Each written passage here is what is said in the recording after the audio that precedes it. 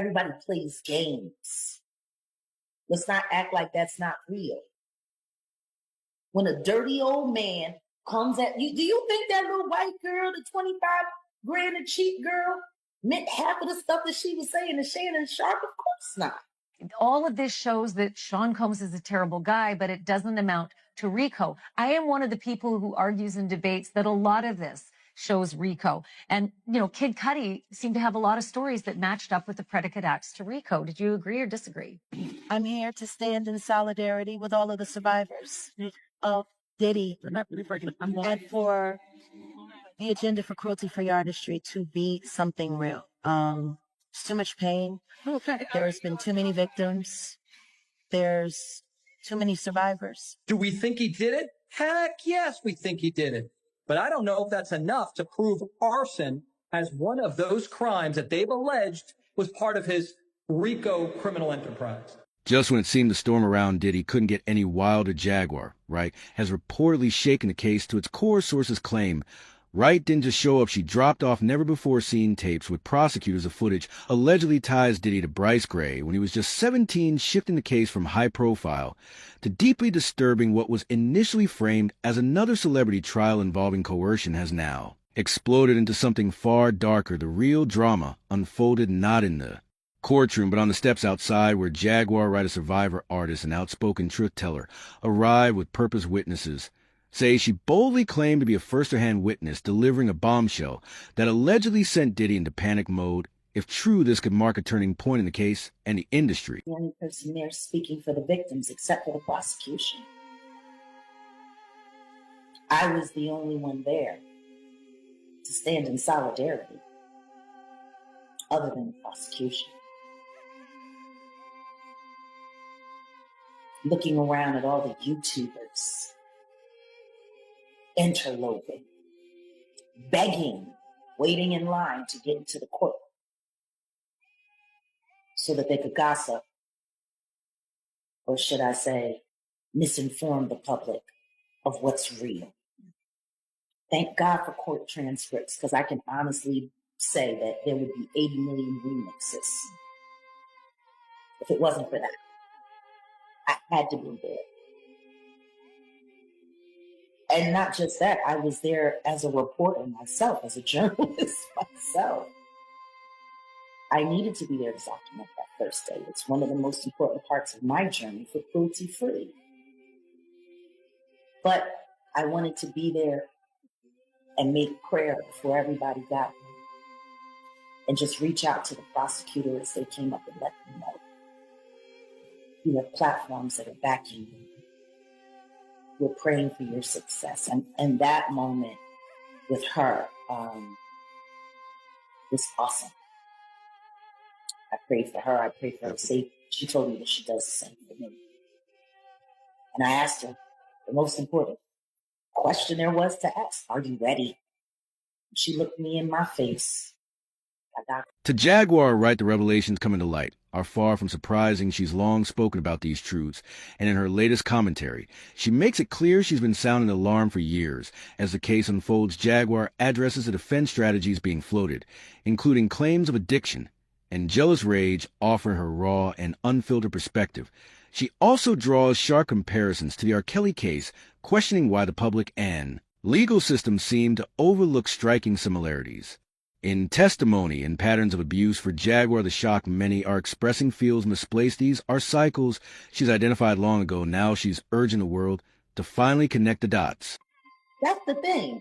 Anything that's about to be said in that courtroom, I've already spoke about at length here on this couch. Are they saying anything different than I've already said that they be doing? Yeah, you're right. You're on it. How many times have I said, this Akata is wakil? They wakil.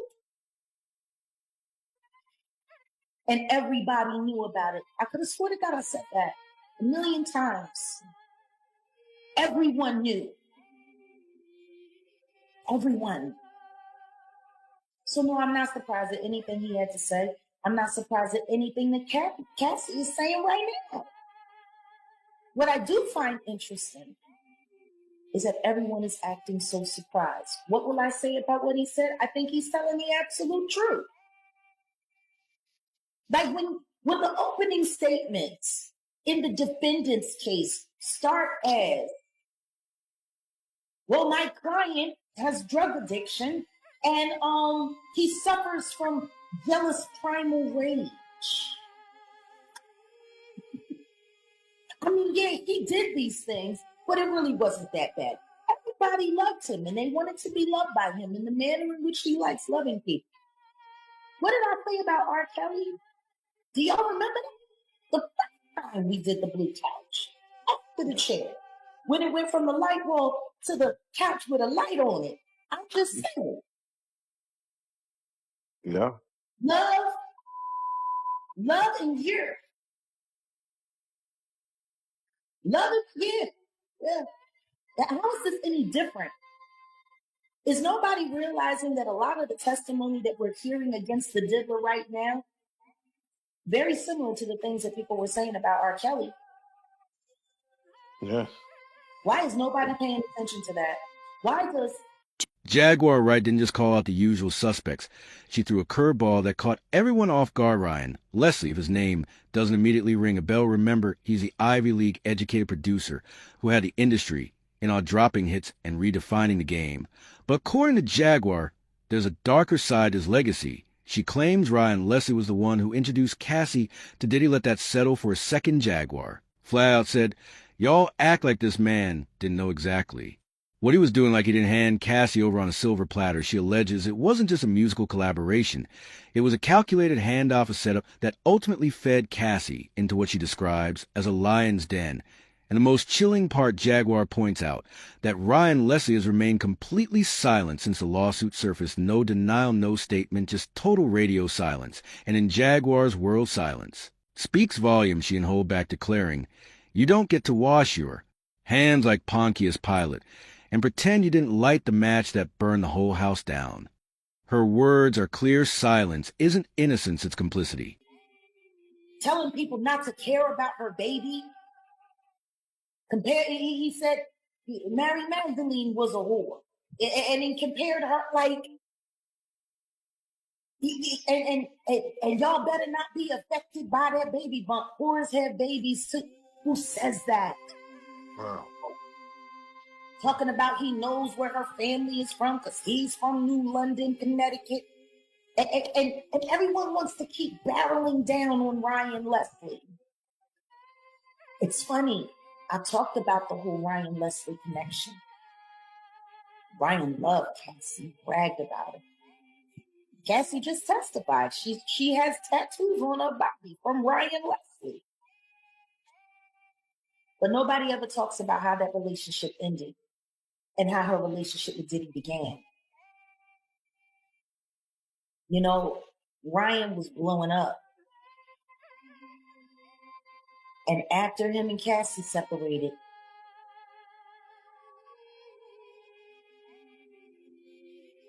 gone.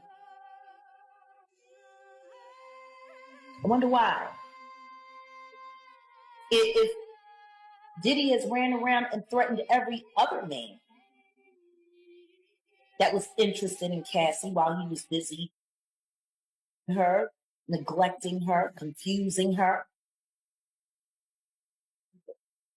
why wouldn't we think that he put the moves on Ryan Leslie? I thought it was interesting when he did Drink Champs, because he just recently, not that long ago, did a Drink Champ interview with Nori and them over on the Peer Pressure podcast. I was shocked to see that. I didn't understand the relevance. I didn't understand why he would do anything for a network that was affiliated with Diddy. I didn't get it. Didn't make any sense to me. Not at all. But what I do know is this.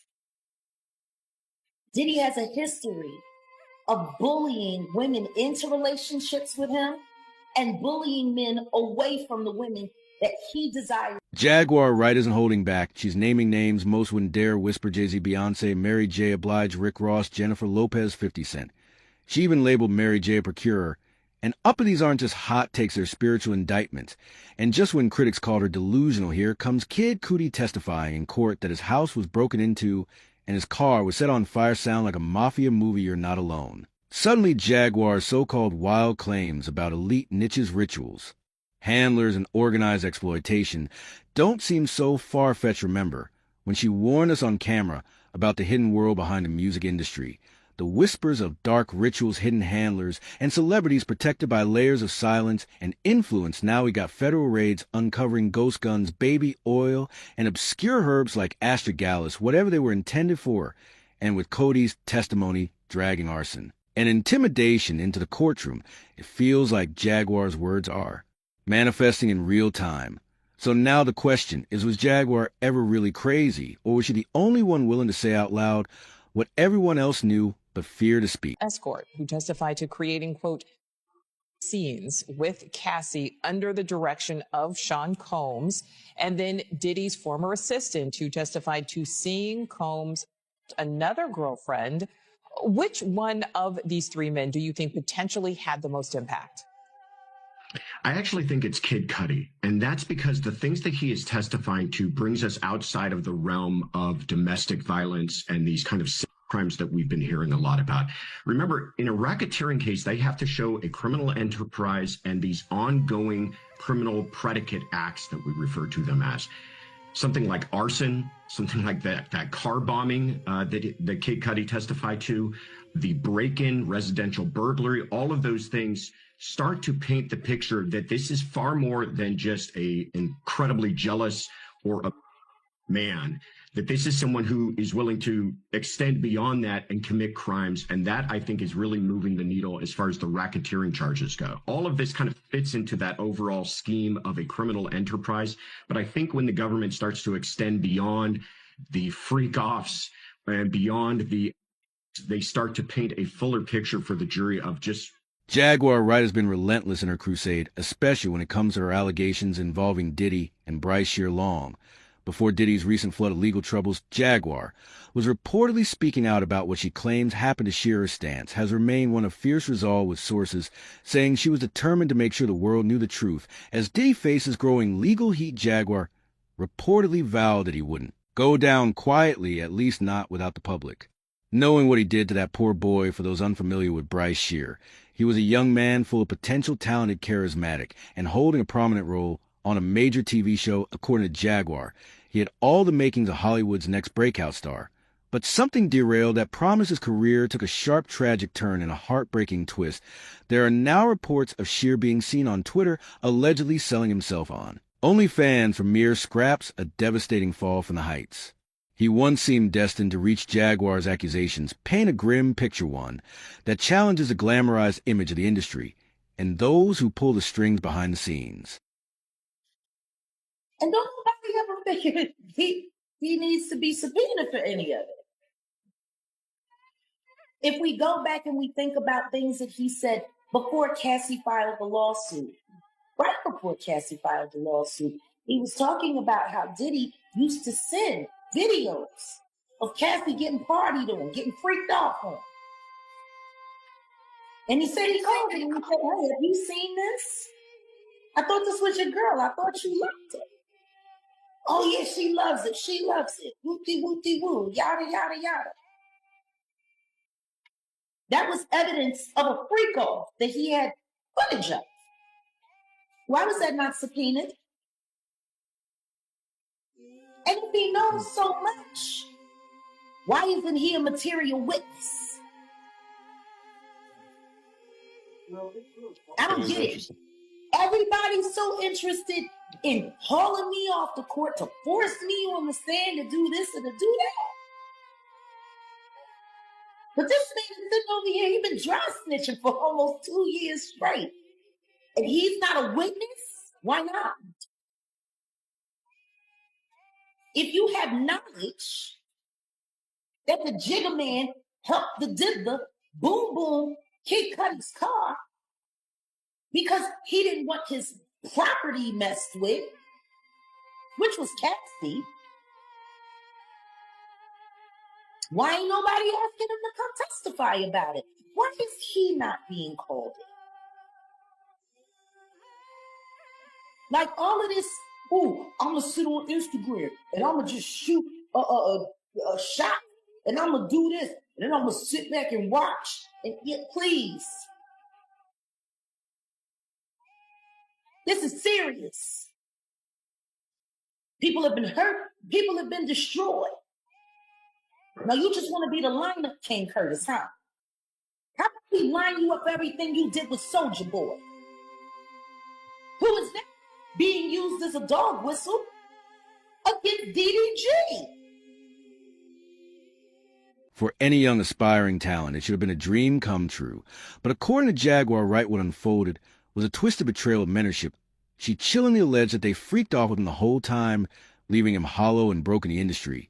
It's real, and we've all heard whispers about the infamous Diddy parties. But now those rumors are echoing louder than ever, and the truth feels terrifyingly close. Party, right? Apparently the after party were these freak off sessions that were very selective, very coordinated, according to Cassie's testimony, very coordinated by Diddy. And it's not something that we knew about. It's just shocking. It's shocking to know that all of this was going on for years. It was shocking to know that,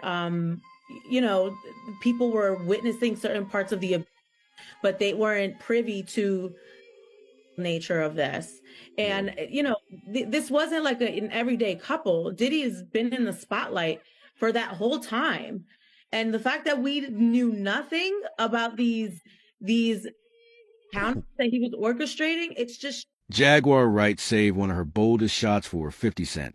And knows she's not here for jokes or memes. According to her, 50 has been dry snitching for nearly 2 years, dropping cryptic breadcrumbs and throwing shade online, all while avoiding the witness stand like it's a plague. Jaguar didn't mince words. If he's got insider knowledge, why hasn't he been called to testify?